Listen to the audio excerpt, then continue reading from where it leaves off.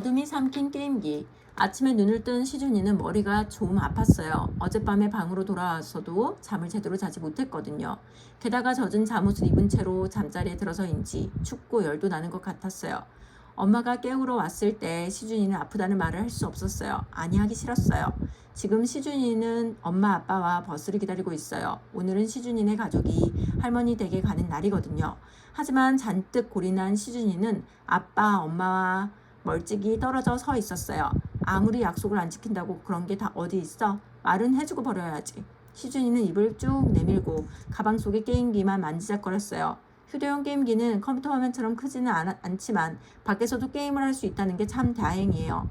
시준이는 휴대용 게임기를 만든 사람도 자기만큼이나 게임을 좋아하는 게 틀림없다고 생각했어요. 또 언젠가 그 사람을 만나면 선생님이 찍어주시는 참 잘했어요 도장을 이마에 찍어주고 싶었어요. 그런 생각이라도 하니 마음이 좀 풀어지는 것 같았어요. 시준이는 고개를 쑥 빼고 버스가 오는 방향을 봤어요. 시준아, 뭐해? 버스 타야지. 이상해요. 시준이는 분명 눈도 깜빡이지 않고 버스가 오는 쪽만 내내 보고 있었는데 버스는 벌써 엄마 아빠 앞에 멈춰섰어요. 시준이는 고개를 갸웃거리며 버스에 올라탔어요. 버스를 타자마자 자리를 차지한 시준이는 게임기를 꺼냈어요. 여보, 저 녀석 또 게임이네. 아빠가 게임에 빠져있는 시준이의 정수리를 내려다보며 말했어요. 어쩔 수 없지 뭐. 어제는 그나마 일찍 잤으니 오늘은 그냥 둬야지. 그러니까 휴대용 게임기는 왜 사줘? 엄마는 괜히 아빠에게 투덜거렸어요. 그래도 시준이를 믿어보자. 이번에는 센 방법을 썼잖아. 세면 뭐해? 자기가 뭘 잘했다고 고를 부리고 지금도 저렇게 코를 박고 게임만 하고 있는데. 엄마도 아빠도 걱정스러운 눈빛으로 시준이를 보았어요. 게임에 빠진 시준이는 엄마 아빠의 말이 귀에 들어오지 않았어요. 손과 눈만 빠르게 움직일 뿐이었어요. 버스가 이제 막 터널로 들어가려던 참이었어요. 터널을 지나 다음 정거장이면 할머니 댁이었죠. 어머, 저 나비 좀 봐. 터널로 들어가네? 어쩌려고 저러지? 터널로 들어가면 빠져나오지 못할 텐데. 엄마가 창밖을 내다보면서 말했어요. 아빠도 터널을 향해 날아가는 나비를 보았어요. 그러게, 한번 들어가면 쉽게 빠져나오지 못할 텐데. 그 순간 버스도 나비도 터널로 들어갔어요. 버스 안이 어두워졌어요. 시준이 게임기의 불빛만 환했어요. 시준이는 게임 속 상점에서 조개를 샀어요. 조개를 먹으면 힘이 더 강해지고 블랙피쉬를 잡아 가두기가 쉬워지거든요. 이건 뭐지? 처음 보는 아이템인데? 구슬 모양의 아이템이 반짝였어요. 시준이는 신기해서 구슬 아이템을 꾹 눌렀어요. 그 순간 모든 것이 서서히 짙은 어둠으로 빠져들었어요. 마치 어둠의 괴물에게 잡아먹히는 것처럼 시준이의 몸까지 어둠에 물들었어요. 시준이의 팔이 물들고 게임기마저 검게 변하더니 화면이 꺼져버렸어요. 사방은 모두 어둠뿐이었어요. 엄마! 시준이는 너무 무서워 조그맣게 엄마를 불러보았어요. 대답도 없고 아무것도 안 보였어요. 아빠 어디 계세요? 아빠도 대답이 없었어요. 엄마! 시준이의 떨리는 목소리가 어둠을 울렸어요. 로이 시준의 마지막 게임. 시간이 얼마나 지났는지 모르겠어요. 사방이 온통 어둠뿐이었어요. 눈을 감은 것인지 뜬 것인지 알 수가 없었어요. 그때 갑자기 시준이의 가슴 한편에서 뭔가가 번쩍이더니 빛이 나기 시작했어요. 번개 로이, 어서 일어나! 말소리는 귀가 아니라 시준이의 가슴을 울렸어요. 검게 변해버린 동해를 구할 자는 로이, 시준 너밖에 없어. 어서 일어나서 어둠의 문을 열고 가라고. 시준이는 눈만 깜빡거렸어요. 시준이의 가슴에서 나오는 불빛은 나비 모양을 하고 있었어요. 시준이는 겨우 그 불빛으로 주위를 살폈어요. 가만, 여기는 어디서 많이 본 곳인데? 그래, 맞아. 바로 동해 용왕 게임 속이야. 그런데 지금 얘기하고 있는 넌 누구야? 무척 겁이 났지만 시준이는 정신을 똑바로 차리려고 애썼어요. 난 너와 같이 게임 속으로 빠진 나비야. 좀 더 정확히 말하자면 빠진 게 아니지.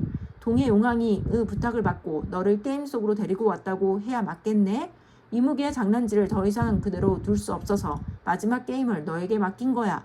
시준이는 어리둥절했어요. 마지막 게임은 뭐고 나비는 어떻게 자기를 게임 속으로 데리고 왔는지 이해가 되지 않았어요.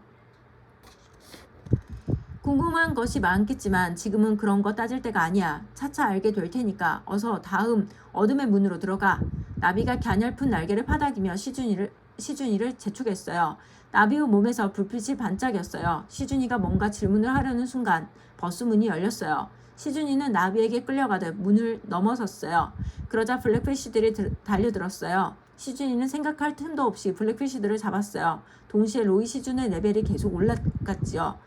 시준이가 게임 속 로이가 된 거예요. 그런데 이상한 일이 벌어졌어요. 레벨이 올라가며 생기는 아이템들은 지금껏 게임을 하면서 얻었던 불가사리, 개, 문어 같은 것들이 아니었어요. 시계의 시침, 분침, 초침이랑 숫자들이었어요. 처음에 숫자 1, 2, 3을 얻을 때까지 로이 시준은 신이 났어요.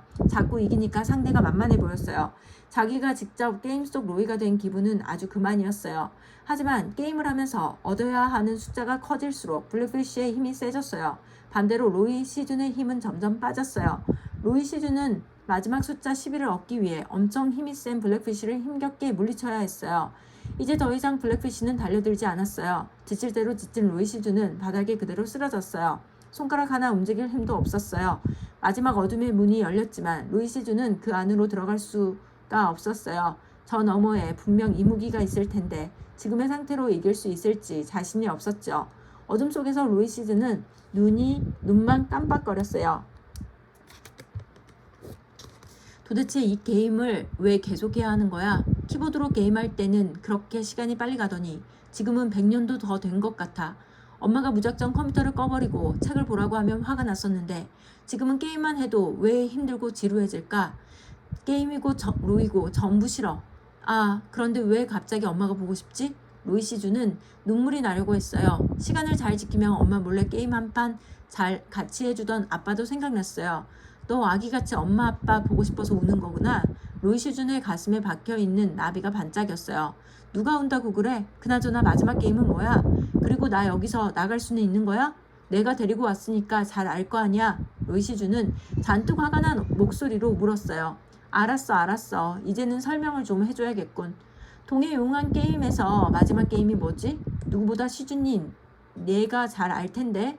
바로 이무기를 잡아 가두는 것이잖아. 이 게임 세계에서 나가려면 게임을 끝내면 되겠지? 방법은 그것뿐이야. 바다를 어둠에 빠지게 한 녀석을 물리치면 비밀 아이템이 완성돼. 그러면 너의 임무도 끝이 날 테고. 로이 시준은 잠시 생각했어요. 나비의 말이 맞았어요. 게임 세계에서 나가려면 게임을 끝내야 했어요. 로이 시준은 다시 정신을 차렸어요. 원래의 세계로 돌아가고 싶었어요. 그러기 위해서는 남은 힘을 다 모아서 어떻게든 이무기를 물리쳐야 했어요. 그 방법뿐이란 말이지. 나비는 그저 불빛만 반짝였어요. 그걸로 대답은 충분했어요. 로이 시준은 주먹을 쥐고는 뚜벅뚜벅 걸어서 마지막 어둠의 문으로 향했어요. 거꾸로 도는 여의주 시계. 하하, 이제야 나타났느냐? 벌써 벌벌 떨면서 마지막 관문 근처에도 얼씬도 못하더니 정신이 좀 났나 보지? 하긴 너 같은 겁쟁이가 여기까지 온 것만 해도 제법이로군. 이무기는 로이 시준이 상상했던 것보다 훨씬 컸어요. 마치 용 같았어요. 어둠의 문을 울리는 목소리만으로도 결코 만만한 상대가 아니라는 것이 느껴졌어요. 그래도 로이 시준은 집으로 돌아가기 위해 용기를 냈어요. 어둠 속을 헤매는 것도 지겹고 달려드는 블랙피쉬들도 끔찍했으니까요. 누가 겁쟁이라는 거야? 평화로운 바다를 이 모양으로 만들고 모두를 못살게 구는 내 녀석은 이제 끝이야. 로이 시준이 먼저 공격을 시작했어요. 너울 공격을 날렸어요. 이무기는 고개를 살짝 비틀어 공격을 피했어요. 바보 같은 녀석, 너울쯤이야. 내가 비밀의 힘을 갖기 전부터도 마음대로 주무르던 아이템이야. 그럼 이제 나의 공격 맛을 보겠느냐? 이무기는 놉새 공격을 뿜었어요. 로이 시준도 지지 않고 오른쪽 왼쪽으로 뛰어오르고 구르면서 놉새 공격을 피했어요. 시준이가 이무기의 공격을 잘 피해내자 오히려 조개나 불가사리들을 획득하면서 점수를 올릴 수 있었죠. 대결은 도무지 끝날 것 같지 않았어요. 로이 시준은 힘이 더 빠지기 전에 마지막 공격을 하기로 마음먹었어요. 바로 까부랑 번개를 쓰기로 한 거예요. 하지만 잠시 망설였어요. 만일 모든 힘을 다 써야 하는 까부랑 번개의 공격으로도 이무기를 물리치지 못하면 큰일이니까요. 실패한다면 다시 처음부터 레벨을 쌓아야만 해요. 그렇게 되면 로이 시준은 언제 게임 밖으로 나갈 수 있을지 알 수 없어요. 어쩌면 시준이로 돌아가는 걸 포기해야 할지도 몰라요. 아니야, 아빠가 그러셨어. 나 자신을 믿고 옳다고 생각하면 그렇게 해야 한다고. 그때는 무슨 뜻인지 몰랐는데 아마 지금 같을 때 쓰는 말일 거야. 난 꼭 엄마 아빠에게 돌아갈 거야. 로이 시준은 온 힘을 모아 까부랑 번개를 쏘았어요. 이앗! 컥! 꼬부라진 번개의 방향을 짐작하지 못한 이무기는 로이 시준의 번개를 맞고 드디어 쓰러졌어요. 헉헉! 정말 팔이 빠지는 줄 알았네. 앗! 그런데 저게 뭐야? 쓰러진 이무기가 서서히 뱀으로 변하고 있었어요. 잠시 후 그 자리에는 구슬 하나만 남았어요. 시준이가 게임 세계로 들어오기 전에 아이템 상자에서 보았던 낯익은 구슬이었어요. 로이 시준이 다가가 구슬을 집어들자 이제껏 모았던 아이템들이 모두 구슬 안에서 제자리를 찾았어요. 시침, 분침, 초침, 그리고 힘들게 모았던 숫자들이 가지런히 나타나면서 구슬은 시계가 되었지요. 그때였어요. 로이 시준의 가슴에서 나비가 다시 반짝였어요. 지금까지 냈던 빛 가운데 가장 환한 빛이었어요. 로이 시준 잘했어. 역시 넌 해낼 줄 알았어. 이제 내가 여의주 시계를 완성했으니 동해 용왕의 바다는 평화로웠던 그 시간으로 돌아갈 거야. 아쉽지만 우리는 헤어질 시간이다. 또 만날 날이 있을까? 언젠가는 꼭 만날 거야. 그럼 안녕. 나비는 제 할 말만 하고는 로이 시준의 가슴에서 스르르 빠져나와 헐헐 날아갔어요. 어디 가는 거야? 날 데리고 왔으면 다시 데려다 줘야지.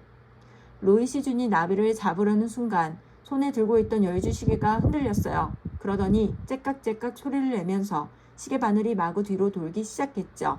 아니 이게 웬일이에요? 여기저기서 이상한 일들이 일어났어요. 블랙피쉬의 몸에서 점점 검은 물이 빠지고 먼 옛날 지녔던 고운색이 나타났어요.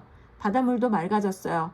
잡혀있던 아기 물고기들도 앞다투어 엄마 아빠 물고기들을 찾아갔어요. 로이 시준의 몸을 물들였던 검은 그림자도 서서히 빠져나갔어요. 째깍거리는 시계 소리도 점점 멀어졌어요. 로이 시준은 저도 모르게 스르르 눈이 감겼어요. 순간 동해의 용이 다시 한번 바다 위로 솟구치는 모습이 얼핏 보였어요.